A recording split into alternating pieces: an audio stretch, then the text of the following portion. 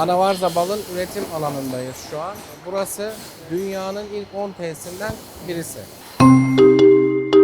Amerika'ya da gittiğinizde raflarda Anavarza markasıyla bu ürünleri görebiliyorsunuz rahatlıkla.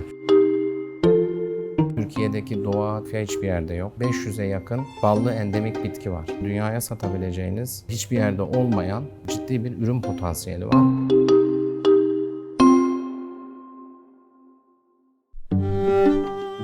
Kozan'da doğdum. İlk ve orta öğretimi yine Kozan'da tamamladım. Daha sonra Anadolu Üniversitesi'nde İşletme Fakültesini tamamlamış oldum. 79 yılından beri Çukurova bölgesinde, bu bölgede ticaretle uğraşan bir aile şirketiyiz biz. Burada satıyoruz ama bir şeyi bu bölgeye uygun bir şey üretelim düşüncesiyle bir arayışımız olmuştu ve 95 yılında da Anavarza markasıyla bal üretimine başladık. Çünkü Kozan Türkiye'nin en fazla bal üreten ilçesi.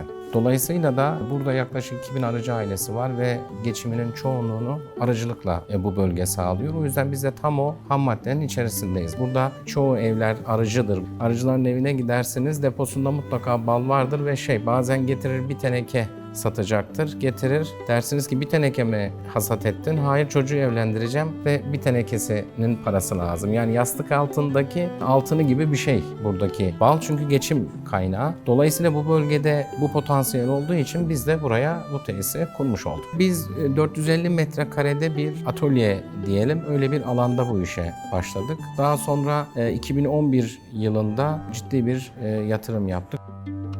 Balda en önemli şey, bir ürün size geldiğinde, numune aşamasında veya mamule gelmeden önce size ulaştığında en önemli şey analiz. Ve şu an dünyada analiz olarak ne varsa hepsini Agred'te laboratuvarımızda yapar durumdayız. Dolayısıyla bu hale geldi ama gelirken tabii ki zor. Çünkü markalaşmak kolay bir iş değil. Zor bir süreç. Bizim de çok bu anlamda zorluklar yaşadık. Ama hep hayalimiz bir şeyi üretme. Yani bir şeyi yapma. Alıp satmaktan ziyade bir şeyi üretme hayaliyle bu şekilde yola çıkmış olduk.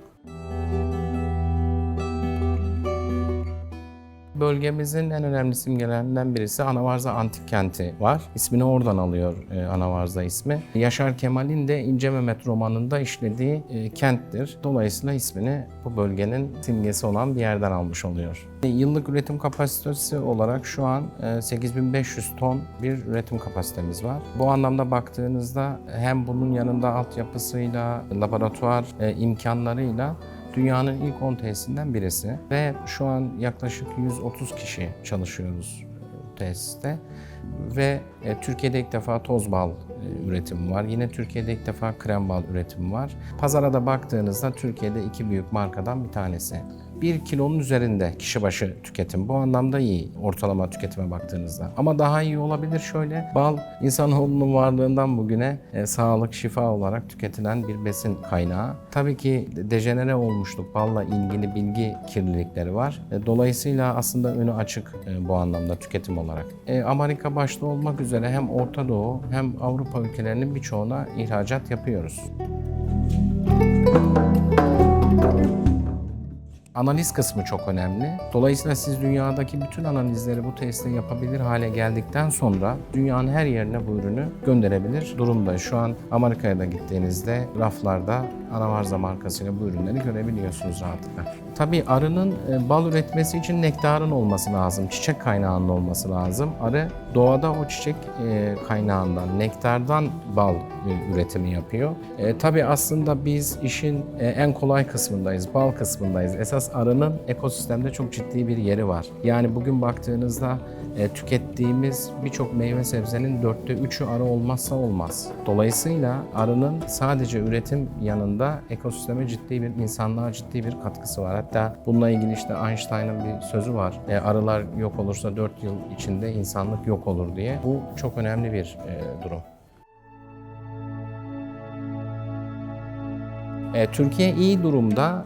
Bazı verimlilik sıkıntıları var ama dünyanın ikinci büyük arıcılığına sahip Türkiye. Bu anlamda iyi bir yeri var. Ama katma değerli ürünler, çeşitlilik olarak bir yere gelmesi lazım. Biz ona çok inanıyoruz. Yani Türkiye'deki doğa, Türkiye'deki coğrafya hiçbir yerde yok. Ve Türkiye'de düşünün 500'e yakın ballı endemik bitki var. Yani sizin dünyaya satabileceğiniz hiçbir yerde olmayan ciddi bir ürün potansiyeli var. Bizim birazcık da derdimiz o ürün potansiyellerini ortaya çıkarmak. Burada bir hem balın hem arının tarihini anlatan ve bir yanda da dünya tatlarını ortaya çıkardığımız bir müze haline getirmiş olacağız tamamlandığında burası. Dediğim gibi hem arıcılıkla ilgili hem balla ilgili tarihi şeyler olacak. Bir de bizim şu anki yaptığımız yani Türkiye'nin tatlarını oluşturma bir düşüncemiz var. Yapıyoruz zaten bunu. Bir tat kurulumuz var Türkiye'de ilk defa olan. Bir ürün kimyasal, fiziksel bütün analizlerden geçmeli tamam ama lezzetli de olmalı. Öyle bir iddiamız var. Bu lezzeti oluşturan bir tat kurulumuz var. Babamın da başkanlık yaptığı. Bu tat kurulu gelen her ürünün tadına bakıyor. Ve ona göre de gelen o çeşitliliği ayrıştırıyor. Şimdi bunun aynısını dünya tatlarını toplayarak burada insanlara anlatmış olacağız. Yaklaşık 30 civarı çeşit var. Ama söylediğim gibi aslında Türkiye'de 500'e yakın endemik ballı bitki var. Yani bunların hepsine ulaşabilir durumdayız.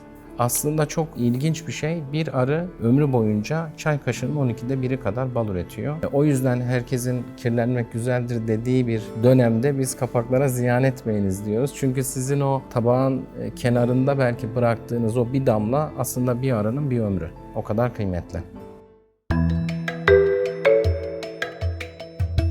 Avrupalıların kara bal diye aradığı bal bizim meşe balı. Türkiye'nin ürettiği meşe balı. Ama biz ne yapıyoruz? Onu karıştırıyoruz. Çiçek balı diye karma satıyoruz. Bizim iddiamız da o zaten. Bu tip özel balları, çiçek nektarına göre oluşan özel balları bu şekilde anlatabilmek.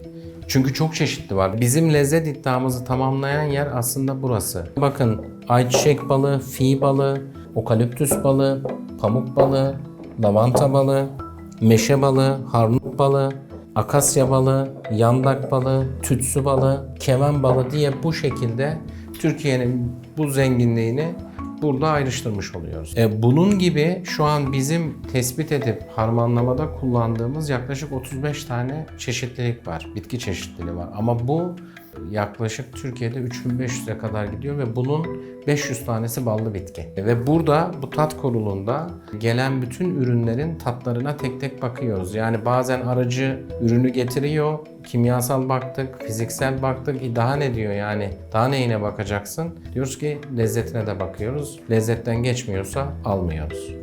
Oturan arkadaşlarımız var. Tek tek gelen her üründe puanlama yapıyorlar. Lezzet testine bakıyorlar. Puanlama sonucunu burada değerlendiriyorlar. Eğer anavarza standardında bir lezzete sahipse alınıyor. Değilse o ürün alınmıyor. Balın lezzetine göre onların bir puanlama sistemi var. O karşılığı bulması önemli. İstanbul Üniversitesi'nde eğitim almış tat uzmanları arkadaşlarımız. Bütün ürünlerde bunu yapıyoruz. İddiamız da bu. Zaten mesela hani babamın hep bir lafı var. Diyor ki yani kendi balınız olsa doğal olabilir ama anavarza kadar lezzetli olamaz. Niye? Sizin bir bölgenin çiçeği, bizdeki Türkiye'nin harmanı. Yani Türkiye'nin bu bütün çeşitliliği ürüne girmiş oluyor. Evet, burası laboratuvarımız. Burada dünyada balda analiz olarak ne varsa hepsine bakıyoruz. Burada ilk analiz olan glikoz testine bakıyorlar. Yani alınan numunelerde herhangi bir glikoz, fruktoz karışımı var mı yok mu diye ona bakıyorlar. Bu birinci test. Ve onun her birisi bir tenekeye ihtiva ediyor. Yani şöyle tesise gelen yılda 100.000 teneke bal da olsa dünyada tek tek teneke analiz yapan tek kuruluşuz. Bu şekilde bu birinci analiz, bunun gibi 100'e yakın analizi bakmış oluyoruz. Bunu gördüğümüz anda diğer analizlere gerek olmadan reddoluyor. Şimdi yukarıda tatlarına baktığımız ürünlerin burada da arı hangi çiçeklere konmuş kısmını burada kontrol ediyoruz. Hangi çiçekten hangi nektarı almış bu mikroskopta ve bilgisayarda onları görebiliyoruz. Burada bütün ürünleri, çıkan bütün ürünleri yani reyona giden bütün ürünlerin şahit numuneleri burada muhafaza ediliyor. Ve tüketici herhangi bir soru sorduğunda ürünle ilgili kaynağına ulaşmak istediğimizde önce o ürünü buluyoruz. Sonra o ürüne harmana giren arıcının ürünlerini buluyoruz. Yani tabii izlenebilirliğin tamamına erişmiş oluyoruz. Burada binlerce bal numunesi var. Şimdi burada da doğallık analizleri sonrası antibiyotik, ağır metal ve pestisit analizlerini yapıyoruz. Bir bal doğal olabilir ama kirlilik olabilir. Yani yol kenarından, asfalt kenarından kurşun alabilir veya tenekeden kadmiyum alabilir. Dolayısıyla bunların hepsini buradan bakıyoruz. Ayrıca sizin kendi aranız bile olsa siz doğal olduğunu düşünebilirsiniz ama yan bahçede birisi bahçesinde bir ilaçlama yapıyorsa o ilaçtan pestisit kalıntı oluşabilir. Dolayısıyla bunların hepsine de bu ve karşıdaki laboratuvarımızda bakıyoruz.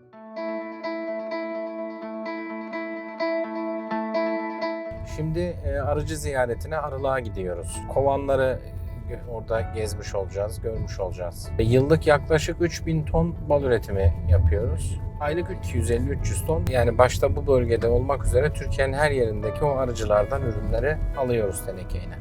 Tat kurulundaki çıkan ve polen analizlerinden çıkan az miktarda seçilen ürünler, meşe balı gibi, ıhlamur balı gibi, keven kekik balı gibi bunları gurme ürünler olarak sınıflandırıyoruz. O şekilde satıyoruz. Yani şu an ıhlamur, keçi boynuzu, kestane, buna benzer birçok çeşit var. Yaklaşık 7 milyon dolarlık bir yatırım yapmış olduk 2011 yılında.